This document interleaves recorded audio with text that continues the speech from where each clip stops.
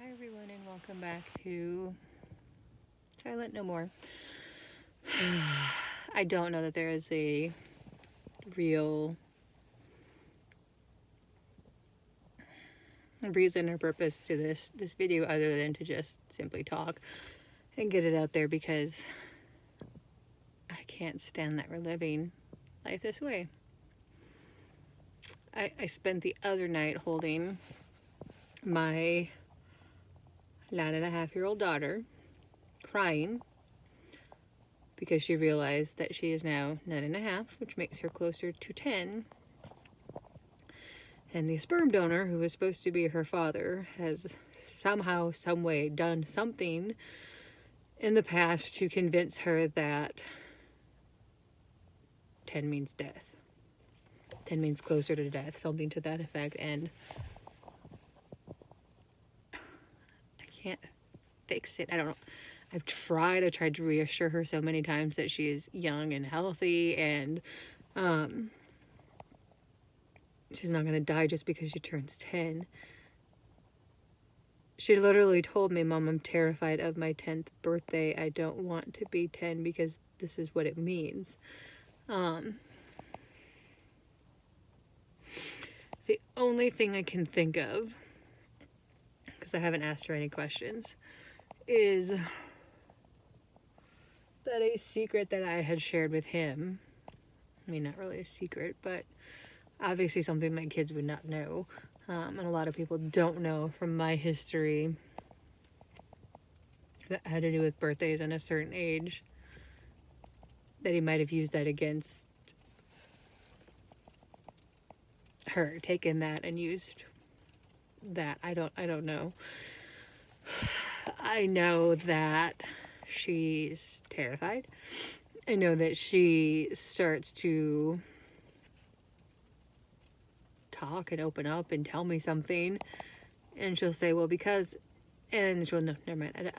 I don't know. I don't remember." And I was like, I think you might remember. You might know because you were just talking about it, or you were just about to bring something up." But she shuts down, which is fine. I get it. I understand. But I can't help what I don't know. And that son of a bitch made her good and terrified so that I wouldn't know, at least for now. Pray to God someday my ex-husband gets what's coming to him. I hope somebody stomps all over your fucking hopes and all over your every goddamn dream. The way you did to that sweet little girl. Because last time you saw her, she was 5 years old. And whatever the hell you did was so horrific. It's ingrained in her memory. The fear, the panic, I'm sure, along with whatever the hell you did. And she's stuck. She's stuck in limbo thanks to your ass. I don't get it because she is literally such a beautiful little girl.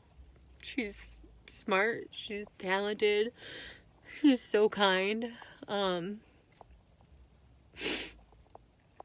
She cares about others. She can't stand to see a photo of her sperm donor. And I want to... Not only do I want to know what the fuck you did, I pray to God somehow there is retribution in all of this, and that somehow in this universe you were forced to pay for it. Because I look at her face and I wipe her tears and I hold her when she's freaking out, and I can't imagine ever being the person responsible for making her feel that way. I can't imagine wanting to make her feel that way.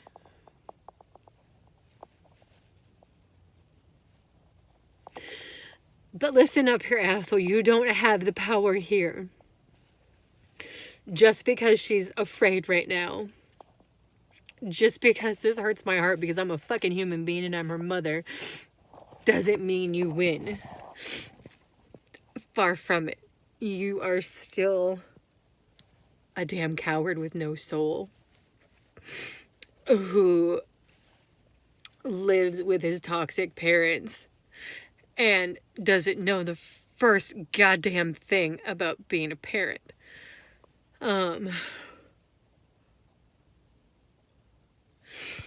Yeah, today we had grabbed a box that just said pictures, and I thought that they were a box of my old photography pictures from when I worked for newspapers.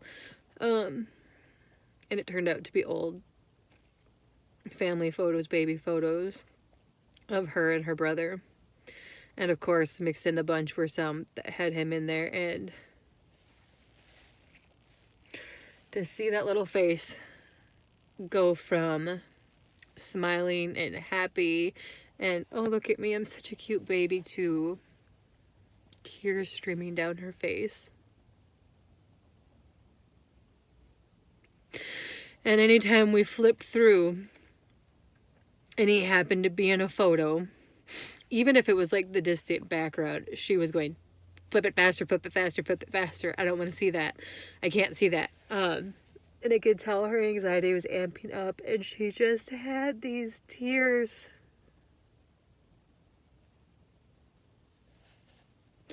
Those silent tears, the kind that you know come from deep inside.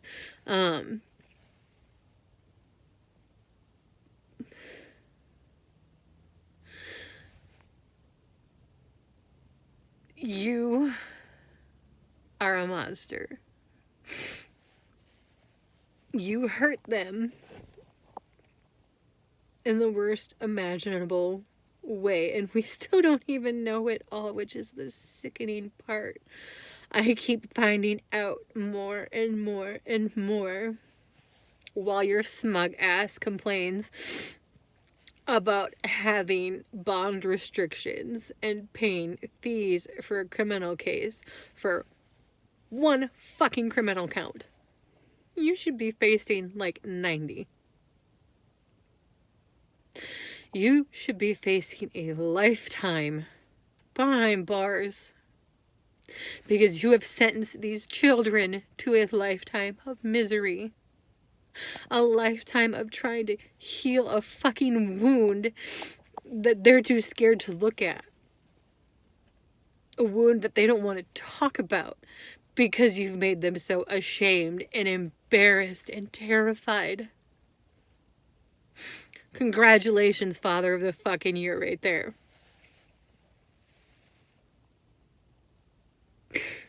Our youngest, well, not really our youngest, but our second to youngest was 3 when I left. And initially, despite her being labeled as selectively mute, we had hoped and prayed that she had no memories of anything, any, like the domestic violence, like nothing. And God, were we wrong. So fucking wrong. I see her go from being perfectly fine to flipping out, to crying, to acting like an infant, to sucking her thumb, to seeking comfort, to not wanting comfort, to not knowing what she wants. She doesn't, like... And I look at her little face,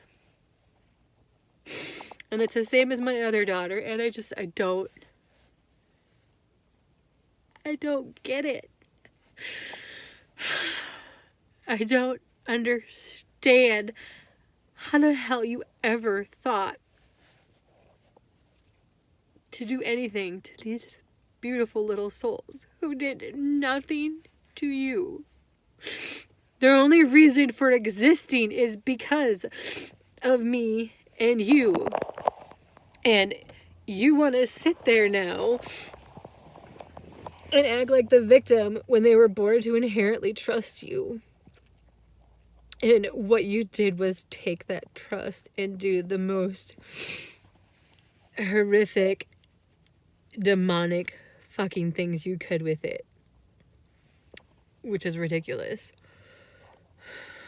I can't help her either. I don't know how to help her. She's just trying to put words together for the memories in her head that she has kept secret for so long. And the things she has disclosed are... Oh my god. How the fuck do you do that to a 3-year-old? Domestic violence is bad enough. Physical abuse is bad enough, especially to a fucking 3-year-old who weighed maybe 35 pounds. But to know that you also sexually abused her too, which I was told before, but still, to watch her try and run through that minefield to figure it out, all of them. Their head is like a war zone because of you. I hope to God someday you have a fucking war zone in your head. I hope you realize what it is like to be terrified of living. Because I have a 10-year-old, a 9-year-old, and a 7-year-old that feel that way. And the only reason they feel that way is because of their biological father. This never should have happened to them.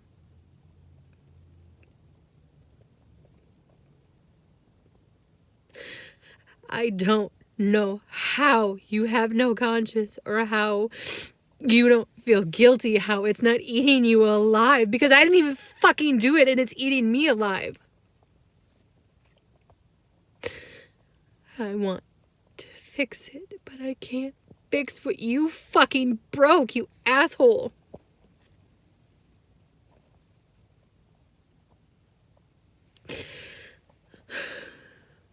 But they are strong. They are amazing. They are resilient. I know at some point there will be a final bandage, a final healing phase. But we're nowhere near that yet. Pray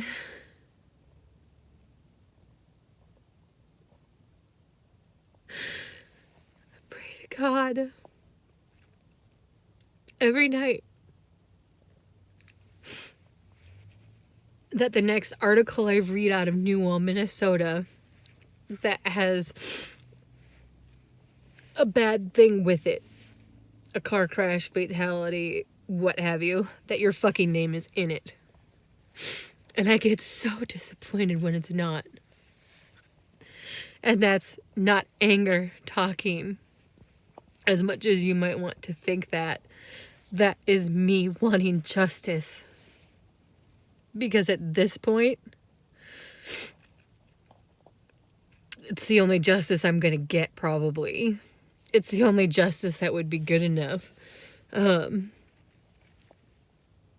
if you fucking moved out of the country. I want to know what you told your parents about this crim sex case. Did you tell them that we're all fucking crazy? That my son is a liar? The autistic child who has the incapability of fucking lying? Or did you at least own your shit for once to them? I want to know if you looked your mom in the face and you said, you know what? Yeah, I fucked up. He's not lying. I did some stuff to him. I want to know if you looked at your fucking father, who's just as psychotic as you, and cheered over beers over what you did. Because I imagine that's what you guys would do. Because To quote your mom, after your brother got arrested and had spent a weekend in jail for punching his girlfriend in the face, and her being a nurse asking what had happened, what made him do that, and he had said she wouldn't shut up. She wouldn't stop talking. And your mother's response was, well, she should have shut up. So I hope to God they have some sort of a smidgering of a soul inside of them, that when they find out what a child predator you are, that is enough for them to draw the fucking line in the sand and say, you know what? No more. I want to know how you can go to work every day, to these court hearings, and sit there not only angry but act like you're the victim.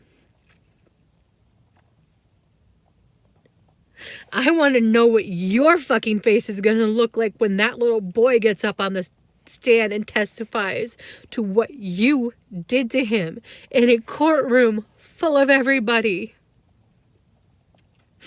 Because, to quote him, he wants the entire world to know what you did.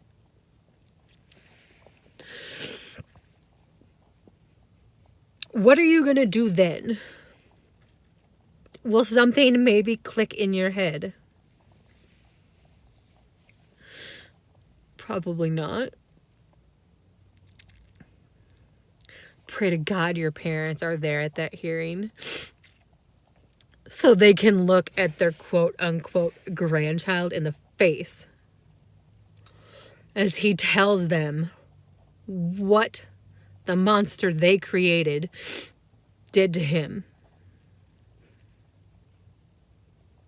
Maybe that's all the justice we need. I don't know.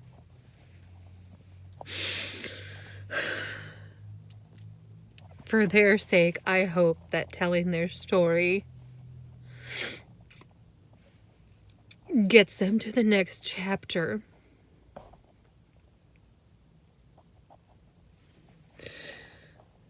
I hope that someday I won't get a call from a therapist or somebody else telling me that my child has said that you did something to them.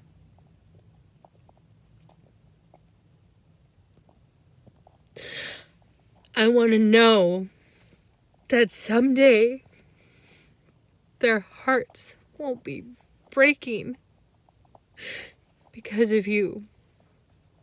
That they will be mended and they will be stronger. And they will grow up to be happy and healthy adults. A lot of people like to try and make excuses for perpetrators of domestic violence and child molestation. I'm sorry, there's no fucking excuse. You chose your goddamn behavior. You actually didn't even have that bad of a fucking upbringing. Lots of people out in this world have dealt with abuse, assaults, what have you, and they don't go around beating their spouse and raping their children. I'm sorry, but that's a conscious fucking choice you make. And you made it over and over and over again with three fucking children. You were also completely inappropriate with another underage family member. I would bet to venture that you, sir, have more victims out there. You might even be creating some of them now. I hope to fucking God you're not. Or I hope that the next person you attack gives it right fucking back to you. So that is my piece. I can't stand living this way. It's not fair to have to live this way. And the reason I'm living this way, the reason my 4 children are living this way, is because my ex-husband put us in this position and has continued to put us in this position. Don't think that just because you leave domestic violence and physically get away that it stops. 5 years, folks. Been out of that relationship for 5 goddamn years. Here I am. Still in the thick of it. Still dealing with him. By the way, I got a piece of your fucking mail again. This time I put return to sender because this wife-beating, child-beating, child molester does not fucking live here. So you can take that credit card and shove it where the sun doesn't shine. So that's it, folks. This is about as real as it gets. You can't be any more raw or emotional or anything. If you're out there and you're a victim, please call and get help. Text and get help. Go online and get help. You are not resigned to be chained to these monsters. And know that they are absolutely terrified that you will get away. That they will be exposed for what they truly are. And I hope each and every monster out there probably watching this, including my ex-husband, realizes that while I hurt from the shit that you did and the shit that you did to our kids, I am not afraid of you. I will not back down. I am here to fix what you fucking broke.